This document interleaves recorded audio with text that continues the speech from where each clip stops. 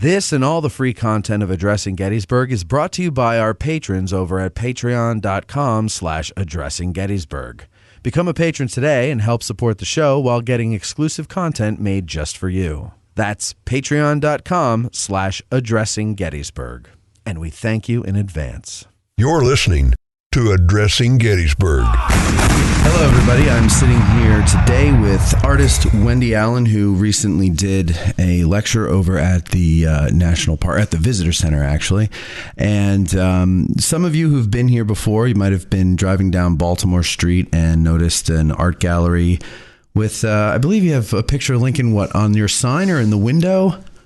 You could probably see them from the window. From the window. Yeah. Yeah. And I'm sure there's other places where you've seen these paintings of Abraham Lincoln in various styles and whatnot. And that is Wendy Allen who is behind that. And she is with us today. So thank you, Wendy, for coming in. Oh, thanks for having me.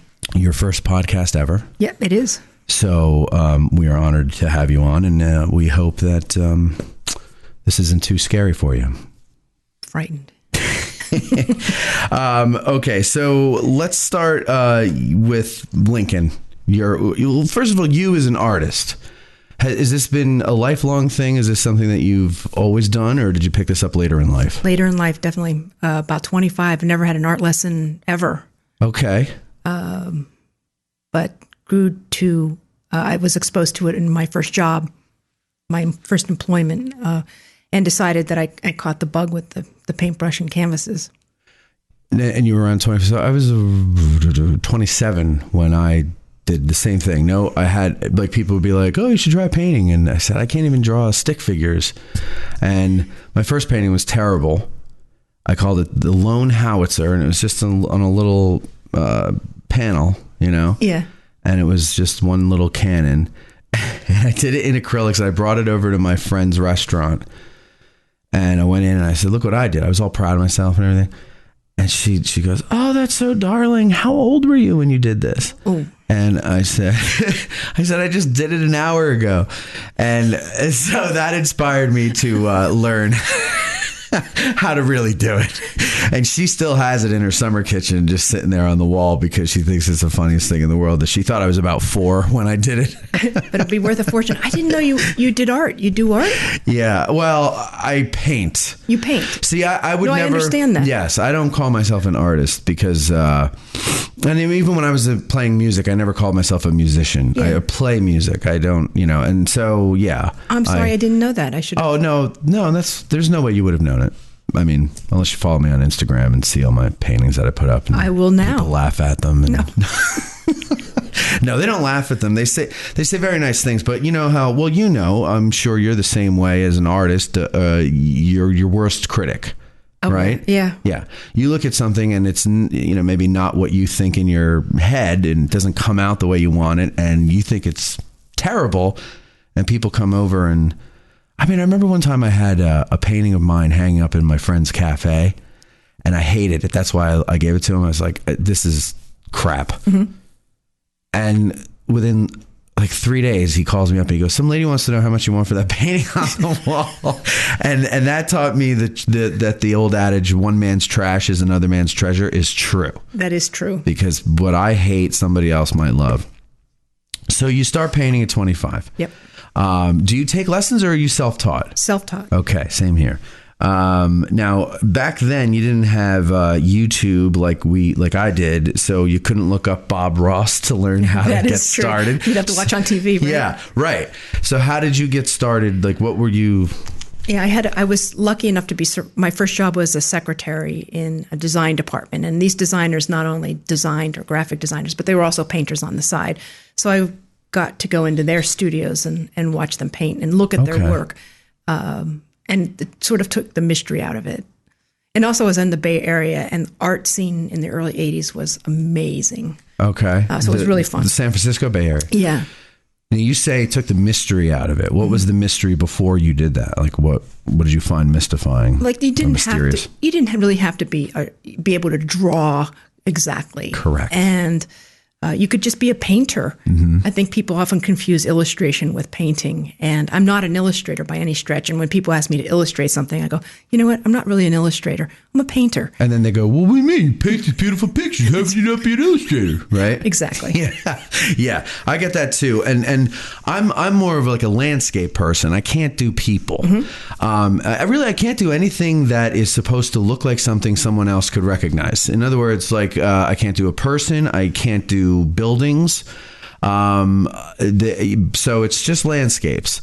And if there is a building, it's a tiny little thing off in the distance that you just go, oh, that looks like a barn. Right. But it's so small that, I can't get it wrong. Sounds awesome. I do work with someone who is an illustrator. She's actually a sketch artist, and she does invitations, wedding invitations, and she'll sketch the church that it's going to be in or whatever, put on the invitation. Sure. And she does a really good job. And I said, listen, I want to do battlefield, like barns and farmhouses and stuff, but I can't do this to save my life. And I know that if I try to do it on my own, there are people out there that literally know how many bricks are in the seminary building on the west wall, right. And they're going to count to make sure. Right. And I'm like, so would you, like, if I give you a canvas and a picture that I took, would you, draw, and I'll just color it in. It's like a coloring book, like a grown-up coloring book. Sure. So that's, I've been working on one for like a year now of the Sherfy farm, and that sounds great. It sounds great, but I hate it. Andy Warhol used to work that way. Yeah. Oh, really? Oh, yeah. Oh, okay. He collaborated with other artists to get something down on canvas, and then he would simply paint it in. I mean, it's not an unusual concept. Okay, good. So it's not like I'm doing half the work. No. Well, I mean, I am doing half the work. Well, I mean, you are, but it's still, but you conceived the idea, and yeah. Okay.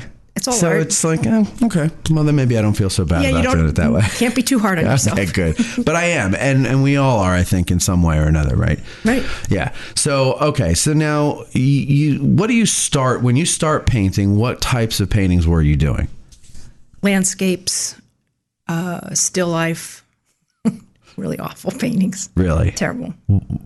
Like really, really terrible, or terrible by your... really terrible. And then I thought I was being really clever and doing maybe some surreal images, Ugh. But it was fun. I had fun. It was good learning. It's fun to, right. Yeah, exactly. And you see your improvements along the way. Oh, big time. Yeah. Yeah.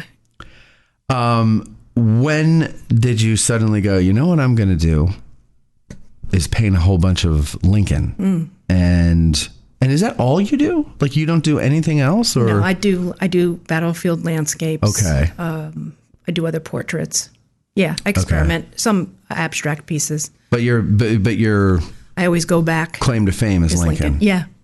And how did you get into that? Because one of the things that you were showing in, and for those of you who've heard it on the free feed, on the the audio version of it, I wish I had been doing video, because it really didn't do it justice, because there was a lot of visual that you had in there. So I told the people, I made a little introduction to the audio of it, and I said something to the effect of, since you don't have a visual when all the music is playing, just imagine Lincoln in your head and reflect on what she said leading into it, and maybe you'll get some kind of theater of the mind going there, and you can make your own show up, But you open...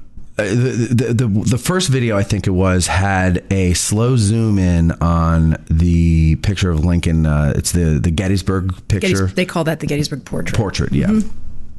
Which is my favorite one of him. Oh, mine too. Because you're looking right into the guy's eyes. It's incredible. Yeah, it is. Was that the first Lincoln picture you saw that got you wanting to do this? It was certainly the most interesting portrait of Lincoln that I wanted to duplicate in a painting, in a modern interpretation, in a contemporary yeah. So now you say modern interpretation. Mm-hmm. What I thought was really neat was that you'll do different styles. That's the whole point. Really. Yeah. Mm. And, when you look at things that are like kind of like Jackson Pollock-y and everything, I look at them and, I see like a $20,000 price tag on it, and I go, this is so stupid. I could do that. And then I try to do it. If you see a $20,000 price tag, buy it on a Pollock. Well, I don't necessarily mean his, but I mean, something like his, that style. Sure. I think a lot of people that aren't even painters even have this reaction. It's like $20,000 for that paint. I could do that. Right. It's just going to throw some paint. But then I go and try to do it and it looks terrible. There's something to that style more than just randomly throwing stuff. There is. And when you look at a Pollock or you see a Pollock exhibit, you understand really what he was all about. There is a beautiful rhythm and a beautifulness to his work that it's wonderful. What is it? What is the rhythm and the beautifulness to his work? Because I don't see it. I think, it's it is complicated, but I do think that it comes from the mystique of Pollock himself, the story that gets created around him that brings it all to the work. But when you do look at his work, they're beautifully layered. They're traditionally done like any good painting from dark to light. So you get great contrast. It is completely different. Out in Chicago at the Institute, the museum out there. I'm sorry, I'm having a blank on the museum, but they have the last painting that he did prior to the splatter paintings. And it's kind of dull and kind of boring. So when you see that painting, and then you realize that he stopped all that kind of painting and moved on to the splatter painting, the splatter painting becomes alive. So did he move on to the splatter painting because he just got frustrated because his other ones were boring? And he just was throwing paint and he goes, hey. Well, I think. How did he do that? In my talk yesterday, he did go to a show where Janet Sobel was showing her work, and now they're saying that she was the first splatter painter and was influenced greatly by her work. Her work is beautiful, and it was all splatter painting. And he started splatter painting after he saw her work. You mentioned, I can't remember her name, but right in the beginning, she was a lady who posed Lincoln for those. Sarah Fisher Ames. Sarah Fisher Ames. And that's interesting. I've never heard that before. So so it wasn't Alexander Gardner who was posing him or anybody, or was she just with him? Or tell the story about that. Sure. From my understanding, and there's still research to be done, she went with John Nicolay to the Alexander Gardner studio. Lincoln shows up with, Sarah Fisher Ames goes with Hayes. Lincoln comes with Nicolay. The four of them are there. Sarah Fisher Ames is she's frustrated by sketching Lincoln because he's always on the move. She needs him to sit down, and that's not unusual for those times for artists. And she is frustrated by not having the exact measurements of Lincoln's face and body, bust. Mm-hmm. And so she, from what I can determine, takes that photograph to get the exact measurements of his face. If you notice, he's got the floating left eye. He's not symmetrical. She's very frustrated by that. So she wants a good shot of his face. And that's where we come up with that iconic photo. So that photograph, the Gettysburg portrait, is not intended to be a portrait for release or to hang on the wall. It's supposed to just be a study of the man's face. At that time, yep. Interesting. It becomes wildly popular at the turn of the century. And you had some other pictures there of Lincoln, I'm guessing from that same photo session. There were 5 pictures taken. Yeah, and I don't think I've seen those other ones where he's it's a full body, just him sitting in the chair. It was interesting. 2 shots of him sitting in the chair, and then he poses with Nicolay and Hay. Yeah. Now, when you first started painting Lincoln, did you start off saying, I'm going to paint Lincoln and I'm going to do it in different styles every time? I'm going to copy like other styles and then, paint Lincoln, or did that evolve? I think I started out knowing that I wanted to certainly do more contemporary, just be freer with the portrait painting. And then I realized as I was going that how much fun it was to experiment with the styles. And then I just never looked back. Okay. And you kept on going. What was the first Lincoln painting you sold? I was out in the Bay Area, and Apple came out with a little I don't even know what the heck it was. I can't even remember, those little whatever. Uh-huh. And I actually swapped a painting for one of those. That was my third Lincoln that I had painted. And so I don't know if that was really a sale, but... Well, it was a barter. It was a barter. Yeah. So, and how much was the Apple thing that you got? I have no idea. Well, I mean, whatever it was expensive. It then, was expensive, right? So and somebody you could probably type a letter on it. Right, and that was it. Yeah, exactly. You can't do anything else. You captured a few keystrokes. It's kind of like 64 kilobytes. It's like exactly all the memory. So it, but I mean, somebody must have valued it enough to give this thing that they've paid money for. Yeah, he liked it very much. Yeah. He actually bought another painting. So I guess in the early 80s, I sold my Lincoln 3 and 4. Okay. And then you're living in San Francisco till when?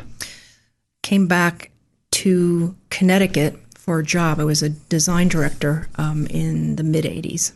Okay, so you weren't working as an artist. You had like a day job. All the way until about 10 years ago. Oh, okay. So you moved to Connecticut. Is that where you're from originally? I had moved there as a teenager. Yeah. Okay. Mm-hmm. And so you moved back to Connecticut. Mm-hmm. You worked this job. Mm-hmm. And then now how do you get to Gettysburg, and why Gettysburg? Sure. I thought that Gettysburg would be a great place to sell the paintings. My sister was going to Gettysburg College, so I was familiar with Gettysburg as a town. I loved Gettysburg. I love Gettysburg. Yeah. And so I continued working on Lincolns and then brought them down to Gallery 30.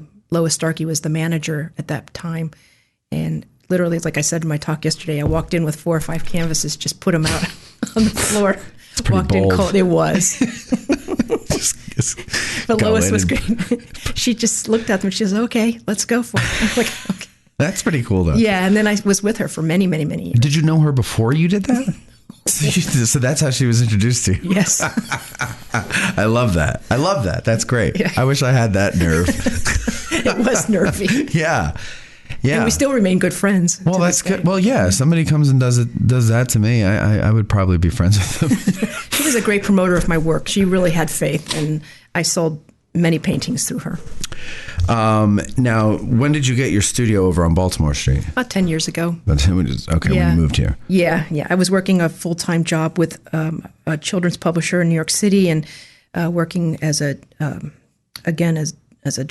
design director and product development. Had developed a big product and decided that I'd had enough, and I really wanted to devote my time full-time to painting. That was the most important thing to me. So I quit my job and was fortunate enough to be able to purchase the home and turn it into a studio and gallery. What do you do on days where you know you probably should paint, but you just can't? Like, it's just not in you. Do you just give in and don't do it, or what do you do? That's when I usually do research on other painters, or go up to the visitor center, walk around, or go out on the battlefield, just clear the air a little bit. Mm-hmm. Okay. And also I used to play sports, and when you used to get in a slump, the coaches would always say, go back to basics. Go back to the simple. Like if you're learning how to swing a bat and you start swinging too hard, you're missing, or they just go back to the basic swing. Slow, keep your eye on the ball.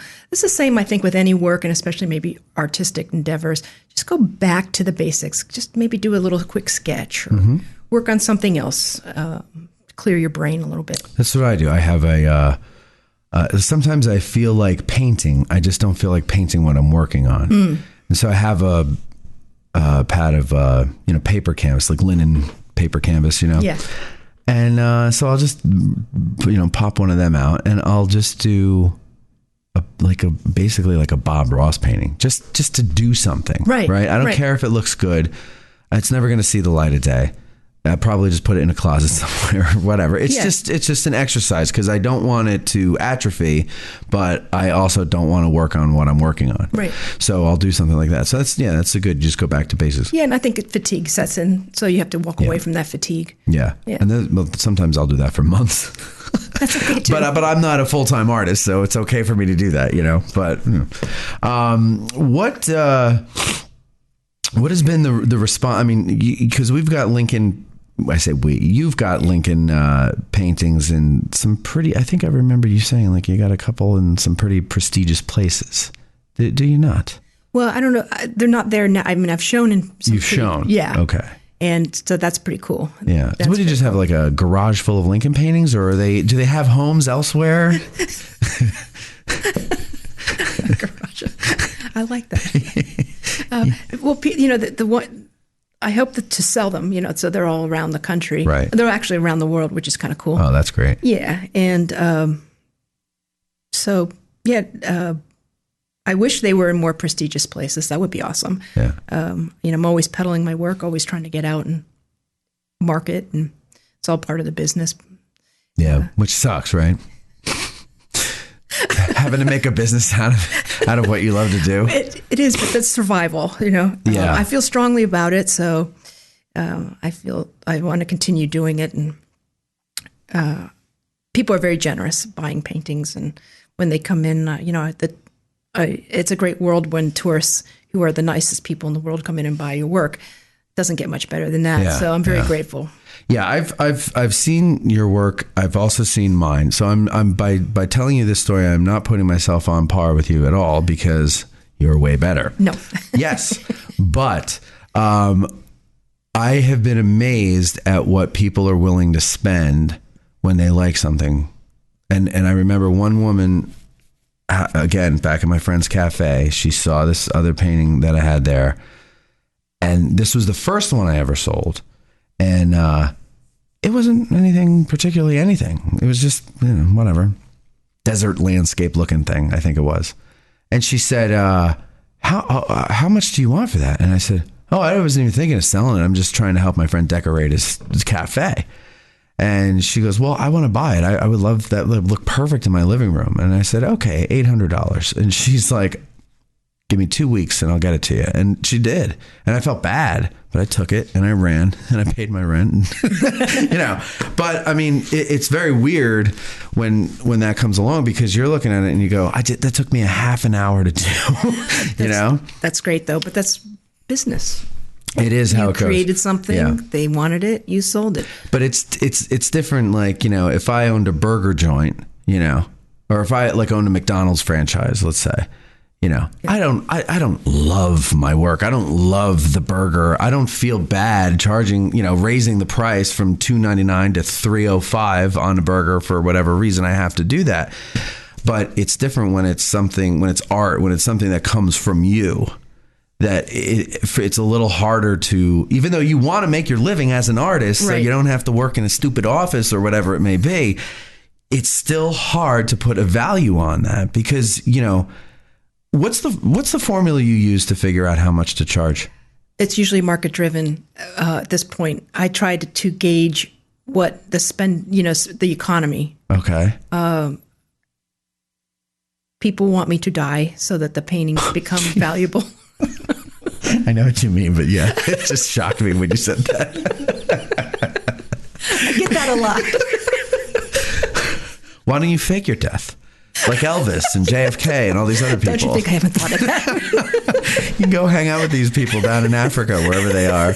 Jim Morrison, I think, and Elvis are like buddies. They have a ranch down there. I'm going. They're like, hey, what do you do? Oh, I paint Lincoln. Oh, come on in. I try to get as much as I can for my paintings. But when someone comes in, they're very interested in a painting. We will make an offer. I'll make an offer. It's a lot. I think it's probably closer to auto sales, where you can kind of negotiate a little more. Yeah, exactly. Yeah. That's interesting. See, I don't think there is a market for my stuff, so I go by the old $1 per square inch. I mean, and it's worked. Like, it works. So, why are you laughing? Is that not the way I should do it? No. No? Really? I love that formula. What? What's wrong with that? Maybe I'm doing it all wrong. I think I'm doing it all wrong. I read it on the internet. I didn't know how to do it. And I said, well, maybe I'll Google it and see. There's other ways. People mention market, but I don't think there's a market. People aren't going, oh, I got to have a MAC calorie. Nobody cares about that. So I said, well, what do I do? So, Well, you have to market yourself and make your work, make them want to buy a part of you. You know what I do? Go ahead. And this is really gimmicky, but I don't believe it. Yep. I'll go on a muddy day and walk around the battlefield off of the pavement. Yep. And then I'll come home and I'll scrape my shoes. Yep. And then I will turn it into paint. Yeah. And then I underpaint. And so now people can, if they get the painting, they have a piece of the battlefield. I like it. And it's not illegal. I'm not going and harvesting the dirt. It just happens to be on my shoes and I got to clean it off. Right. So people like that idea. I like it a lot. I've heard people say, oh, I really like that. And if I can ever finish the one I'm working on, there's a bunch of people that want to buy it, but I can't finish it. How long does it take you normally to finish a painting? Well, when I just am painting for the fun of it, yep. I like the wet on wet technique. Well, that's how I started. Okay. But so an hour and a half, 2 hours, something like that. But they're not particularly good. So what I'll do is I'll maybe do the background wet. Yep. And then let it dry and I'll sit. And I've learned the value of stepping away and then, looking at it and then going back to it and making changes and things. So now I do it in layers. So this one particular one of the Sherfy farm, and a good deal of this is just an anxiety because it's a specific thing. And because I had somebody else take her time and sketch it, I sat there I looked at a sketch for about 9 months.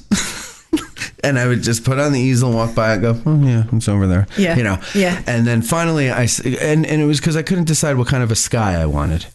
And then I decided, well, I always like the sun peering through storm clouds, like the storm had just passed. But to me, it's always it's a symbol of, it's not always going to be so bad. There is hope. Hope. Yep. Yeah. And God knows I need that. So I like to have those in there. Of course, I don't like the sky that I've done. So you finished it? No, you're going to go back. I'm going back all the time. Like I've been basically laying in my underpaints for different things, and I'm going to go in and add details and stuff. But I'm not done. No. And this is oil, right? Oh yeah. Yeah. I don't like acrylics. Yeah, no. I love oils. The oils are great. Acrylics are the stupidest thing in the world, and I don't understand why people like them. And I know people that have an anxiety to oils. Or, I do too. You do too? Oh yeah. No, I think they're the most forgiving paint in the whole world. But I know people who are anxious. What's that about? I have no idea. I think they feel like they have to be Turner in order to use oils. Ted Turner. Oh, Kathleen. Yeah, you're right. I'm sorry. Right. Yeah. Forgive me. So yeah, no, I don't understand that because I find, like you said, they're very forgiving. Very forgiving. They're very. I love the texture of them. Me too. And the colors I just find to be better, and they blend better. I don't know. Oh no, they are all about blending. Yeah, yeah, and I love blending on the canvas, as opposed to the palette. So you just get such better effects that way, and I don't know, but all right, so let's see here. Do we want to move on from Lincoln? I know I had another Lincoln question, but we'll get back to it. We're jumping all over the place anyway, and I think that's just the way it's going to go. The other thing that you are instrumental in getting done is the 100 Nights of Taps. Right. Which I love. I discovered it by accident last year. I didn't know about because I moved back to the area in 2018, so I don't know what I had missed since I moved away in 2010. And so I come back and I'm just walking around. It had to have been Memorial Day because do you do it where there's the rolling taps on Memorial Day night? Yeah, Memorial Day opening ceremony and closing ceremony. Okay, so then it was Memorial Day. Yeah, and I'm down by the Mississippi Monument and.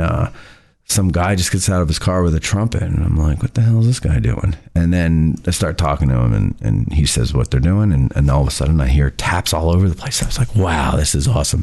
And I was doing a live video on Instagram, and people loved it. It was completely, fortuitous that this all worked together, but people loved that video. So what gave you the idea to do this? I visited Ypres, Belgium in 2001.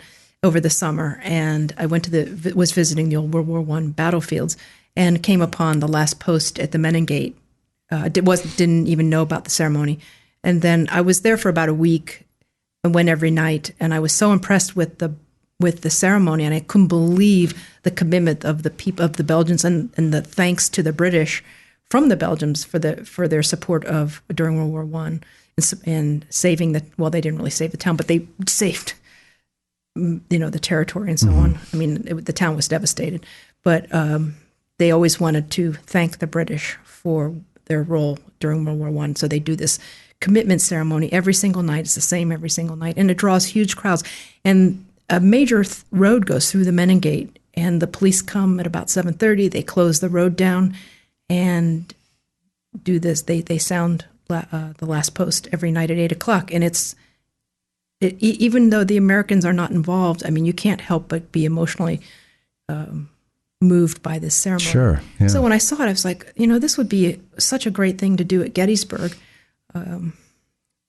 which I feel so strongly about the Union cause here, and the National Cemetery. So that's what gave me the idea. I was surprised nobody had that idea before. Like, it took so long for someone to come up with that. I think there was a woman here in town.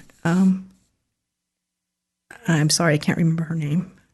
It's okay. We'll call her the woman in town. Yeah. Anyway, she had the same idea too, and unfortunately, though, but she didn't. Her heart was in the right place, but she didn't go through the proper channels. I think. Okay. Yeah. But the heart was there, and so it's not an original idea. No, yeah, but whatever, it's going, and that's the thing, right? And so every night between Memorial Day and Labor Day, people here, if they go over to the cemetery, it's only in the cemetery except for opening night, right? No, it's all, even though opening ceremony would be in the cemetery. But I'm saying you don't do the rolling taps every night. It's just Memorial Day night. I'm sorry. Yes. Yes. Okay. No, I'm sorry because my wording was not good for the question. But we do just do. I think what you might be referring to probably was not the TAPS program. They did it for another program, but we do what we call cascading taps within the cemetery. Cascading. Yeah. Oh, within the cemetery. Within the cemetery, okay. And it's chilling. Yeah, beautiful. It's stunning. Is. Yeah. No, the one I witnessed was around the whole battlefield. Yeah, and that might be. I know they did that for the 150th, and I think they did it for something else. You should steal it. You should do it. We yes, we do. We are fine with the cemetery. I'm not saying there's anything wrong with just doing it in the cemetery. There are other people that do that, and it's a wonderful. Yeah. And Taps is such a haunting song, It is. And then when you hear that, especially in the context of the cemetery and everything, it's you can't help but get chills. It's really something at the very least. Yeah. Yeah. What are you planning next? What's your next big thing that you're working on? Anything? Well, I work a lot with the Baltimore Street revitalization project, trying to get Baltimore Street up to scratch and trying to get some new sidewalks and lighting up and down so that people can make it. We can make it a pedestrian walkway from the square to Steinway or up to the cemetery. So we're still working on that. That's a lot of work. I work with Main Street Gettysburg on that, and they're terrific. And so we're going to do. We're in talks again to doing the long dinner again in September. Oh, yeah, that was nice. Yeah, so I think we're going to do that again. We're talking early September for that, so we're really excited about that. And we're thinking about maybe actually incorporating a square dance after the dinner on the street. Okay, interesting. Could be kind of fun.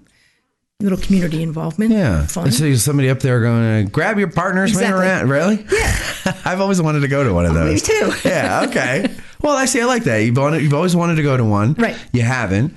So I'm going to have you're just going to create it. Exactly. Ah, that's great. I love that attitude. That is fantastic. Yeah. And I think when we take the streets back like that for an afternoon and evening, it's kind of fun. Well, that's what I love about this town is there's several times a year where the streets just get closed down and everybody gets in them. And I grew up in North Jersey. Like you can't do that because one little town shuts down and the whole northern New Jersey is just gummed up. So that it's harder to do that. So but there's it's like a very Norman Rockwell feel here certain times a year, like New Year's Eve, and everybody's out in the square. And although this year I went out on the square on New Year's Eve, and it was the first time I had been out there in 10 years. And not that I wasn't an ass when I was younger, but God, I'm getting old, or the younger people really are just asses. And I mean, no offense to our younger people listeners, but I assume if you're listening to this show, you're not the people I'm talking about. But these people running around and they got these goofy hats on, and it's, I don't understand dressing like cartoon characters, but whatever, to each his own. But the point is that this is an awesome little town to live in because of all that stuff. Like, it really is a unique small town. It is, and I commend and they take a beating, our borough council, because they're always open to ideas. Yeah. I really my tip my hat to Charles Gable and the council, because when I have an idea, a wacky idea, they listen and they go, well, that's too crazy, or that sounds interesting, or but at least they're open. Yeah, at least, right, exactly. Yeah, I think if they just change the way the whole parking system works here in town, people would love them. That's the only reason they can't stand them. The person who solves that will be the hero. They'll get a statue in the square. Absolutely. You're right. 25 cents for 10 minutes. That's insane. Yeah. That's whatever. But this isn't about parking, ladies and gentlemen. Another thing here, the exact location of America's soul was the name of your lecture. Mm-hmm. Searching for the exact location of America's soul. I agree with you. I think it's here. I think our heart is in Cleveland. And also the heart of rock and roll. But our soul is here.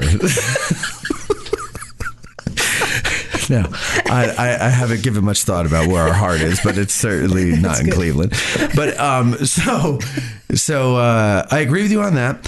Why? Why, though, do you believe that it's here? I think that the Gettysburg Address is so important in our history, and I think that when Lincoln came here, I often wonder what happened, what would Gettysburg would be like if Lincoln hadn't come here, and You mean, like, would people care so much about it? Okay. Yeah, I mean, it would just be the battle, and just reflecting on the battle. And I don't know, but I think that Lincoln coming here is really significant. I agree, and I think that the efforts here by the soldiers were, I mean, I can't even imagine, but I think about it all the time. And I think about the sacrifices that they made. And, the more I read, it was awful. And they were brave. They were brave. And I wouldn't be who I am today if it weren't for the sacrifices made then. And Lincoln, I think, recognized that in the Gettysburg Address. He speaks to the future. He was well aware of someone like myself. And that's what makes him such a genius. And, the course of the world was changed on November 19th. Yeah. And we were talking before about the slow zoom into his face. And I remember, it was an uncomfortably long slow zoom. And I was like, this is brilliant. Because there's a point where whether it's a photograph on a screen or face to face, there's a point where you have to break the eye contact. Right. But I couldn't. Like, I was mesmerized by looking into his eyes and getting closer and closer into his face. And it's so weird because he's such an unattractive face. Like, he's not a handsome man, right? Oh, I think he's really handsome. You do? Very. Really? Yeah. How about you, Eric? You think he's handsome? It's okay to say. I'm just trying to get a consensus here. He's gorgeous. Okay. Eric thinks he's gorgeous. All right. Well, maybe I'm outnumbered here. What makes him handsome in your mind? As asymmetrical as his face appears, there is something overarchingly handsome might not be the best word. Comforting. Okay. Yeah, like Grandpa. Yeah. Yeah, I get that. I think that, but I do think, and he was so self-deprecating, and also there were so many accounts of him saying, you hear over and over again how unattractive he was until you start reading contemporary accounts of the ladies during those times, and they all thought that he was very handsome. Yeah. And he would be the type of gentleman that would walk in a room and really take control of the room. He was so tall. He was tall, dark, and handsome. Yeah. That's the way the ladies would describe him. The women of the time would describe him.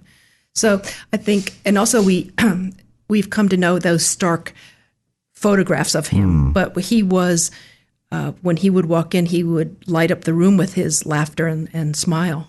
I guess that was, when you read accounts, he was very gregarious, and when he smiled, everything around. People would write about how he beamed when he was smiling, and he was fun to be around when he was upbeat.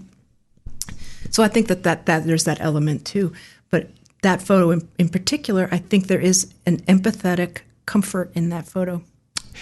Well, there is, and as we were looking at it and zooming in on it, I remember thinking, the guy's the 16th president. He's not even the first president, right? But we are, to this day, obsessed with him. Like, and his image is just like everywhere, and his name, cars, financial, this and that and the other thing. And, Lincoln, everything is Lincoln. And, no, granted, he presided over probably the most, catastrophic and traumatizing 4 years of our history. So, I understand that he was assassinated. So right. I understand, that also plays a lot into it. Sure. Yeah. Oh, absolutely.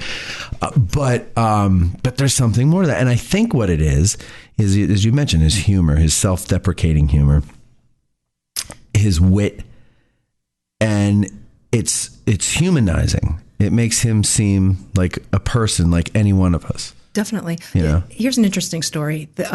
This is a story that's out there. I have not verified it with extreme research, but I did hear it through a Lincoln scholar that Pablo Picasso was completely obsessed with Lincoln. Really? And in his Paris apartment, he would have, when we have his dinner parties over, he had a whole entire room devoted to Lincoln. And after his dinners, he would go up and he would show the old Brady photographs and everything. Anyway, he described, he would hold up a photograph of Brady that Brady had taken of Lincoln, and he said, "Now there's the definition of American elegance."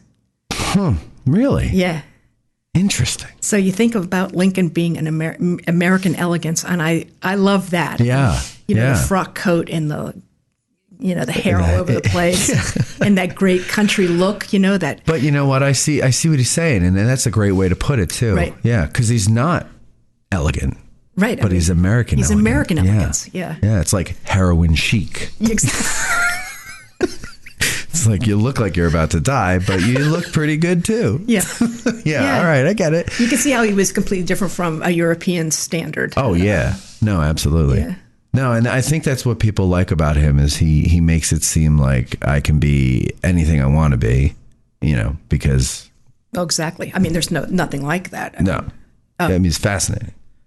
And I like Grant, too, for a lot of the same reasons. Exactly. I would agree with that. Yep. Failed in everything. Right. And then, all he needed was a little war. And then the next thing you know, he's president. I'm waiting for my war. Because I'm about his age, I think, when he was general. So I'm a little behind, but whatever. I'd start smoking cigars. Do you smoke? No. Well, occasionally, but they're too much of a pain in the butt. Yeah. Yeah. Mini cigars are okay. They're not as bad. Pipes I prefer. Yeah. Now, okay, back to the soul, the soul of the country. So we have the Gettysburg Address, which is kind of, because it rings down through the generations, the message of it. It's short and sweet and simple and it's beautiful. It's beautiful. It is beautiful. I think it's the best, not that I'm an expert on speeches, but of all the speeches I've ever heard, it's the best because it's to the point. I would agree. To the point, yet flowery. Yep. And, but not where you get lost in the superfluous flummery, because there is no superfluous flummery. It's just flowery, and you don't. The message doesn't get lost. Right. No, I think it's the best, and so that defines what the soul of the United States is. Is that what you're saying? I think that I was saying in my talk is that what Lincoln does after with composing the Gettysburg Address and delivering the Gettysburg Address after that awful battle, and of course all the preceding battles prior to that, is that I was saying that I was comparing it to the surgeon who defined the human soul is where when he would do surgery, Dr. Seltzer, he would say that when he would watch, he would do his best to help the human body heal. But it was really when he saw the patient's body take over the wound and heal the wound. He said that's where he felt the human soul resided, that desire for that human body to live. To live, yeah. Yeah. And I felt that, I feel that way about Gettysburg, that it's a wound. The battle was such a big wound and scar in our nation's history. But when Lincoln came, he was the catalyst to really get that wound healing. And that's why I feel like he created the soul. And I don't know if America really had one prior to that. We had so many, the stain and the absolute horror of slavery and human bondage is just something that was so ill with who we are as a people. I mean, it's just like, sometimes you think about it and you go, how did this ever happen? Mm-hmm. It's just awful. And Lincoln knew that. I mean, he knew that. And, I certainly am not an expert to speak to it, and I can't speak enough to it. But I think that it was the beginning of the end of all of that horribleness. Yeah, yeah. I liken that era to like high school. Like it's where you start to really develop who you are. Right. And so I think those 4 years were like 4 years of high school. We became the United States of America, right, as we know it today. Mm.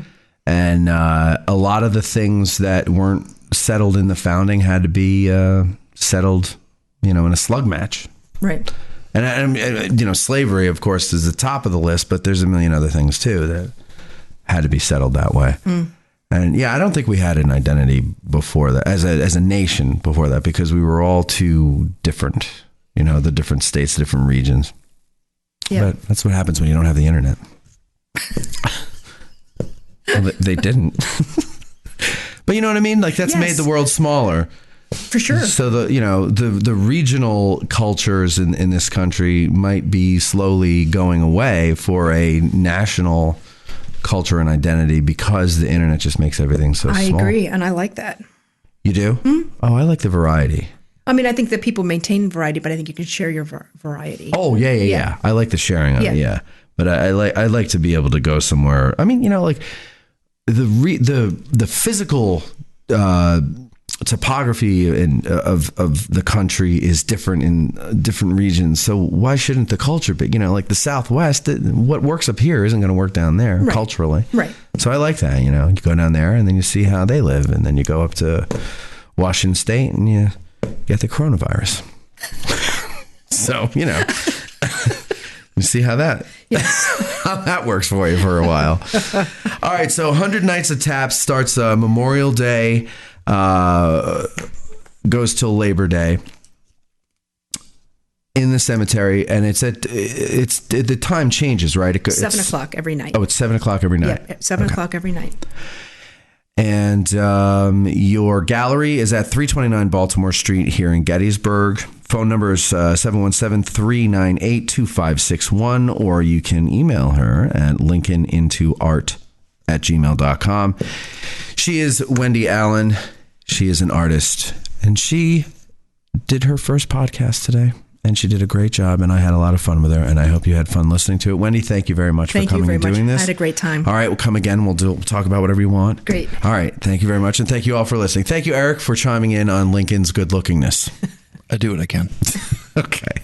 Thank you all.